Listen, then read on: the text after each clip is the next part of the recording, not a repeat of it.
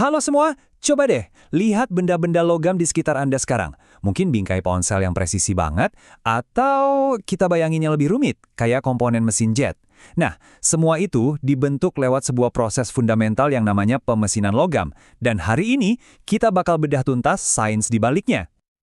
Jadi pertanyaannya, gimana ceritanya sebuah balok logam yang tadinya solid gitu ya, bisa diubah jadi bentuk-bentuk yang presisi banget? Ini jelas bukan sulap, ini adalah sebuah proses rekayasa yang sangat terkontrol dan jujur aja keren banget. Oke, kita mulai dari konsep paling dasarnya. Inti dari pemesinan itu adalah proses penghilangan material. Gini deh, cara paling gampang buat bayanginnya itu kayak memahat. Anda punya sebongkah batu, terus Anda buang bagian-bagian yang nggak perlu, sampai akhirnya voila, jadilah patung yang Anda mau. Nah, prinsipnya sama persis. Nah, perjalanan kita kali ini bakal dibagi jadi 4 bagian. Pertama, kita bahas dulu seninya, the art of removal. Terus kita kenalan sama alat-alat perangnya. Setelah itu, kita bakal zoom in banget ke fisika pemotongan. Dan terakhir, gimana sains bisa bikin proses ini jadi lebih baik lagi.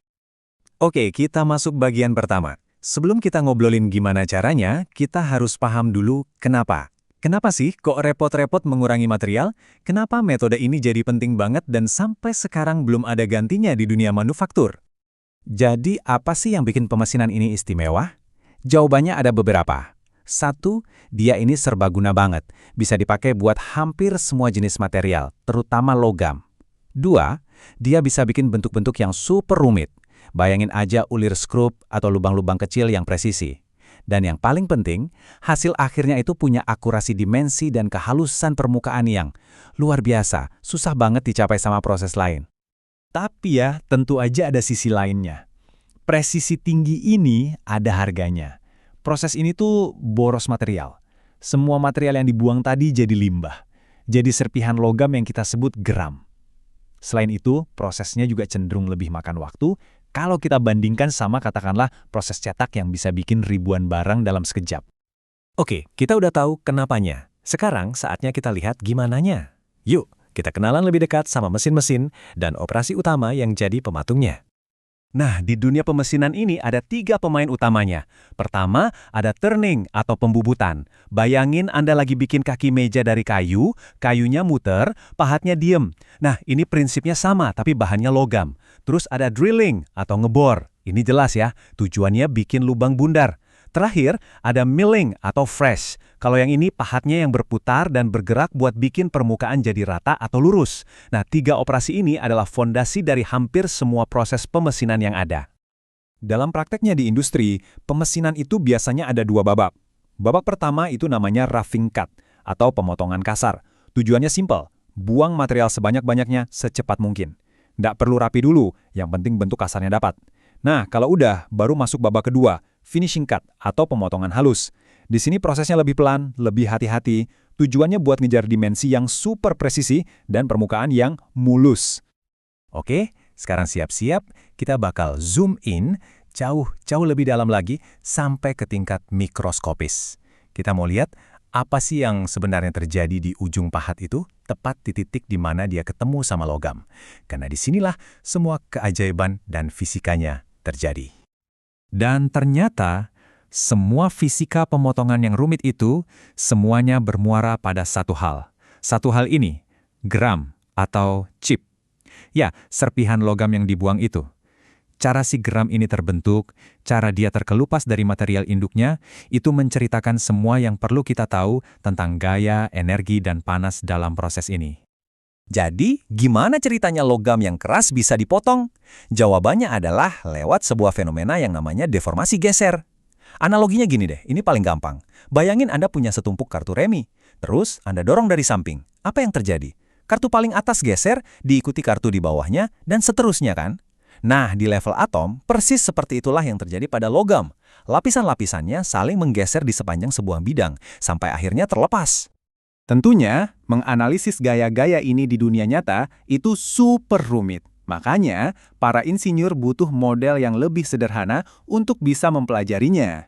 Nah, disinilah muncul yang namanya model pemotongan ortogonal. Anggap aja ini kayak versi 2D yang disederhanakan, yang membantu kita membedah dan memprediksi gaya-gaya apa aja yang bekerja pas proses pemotongan.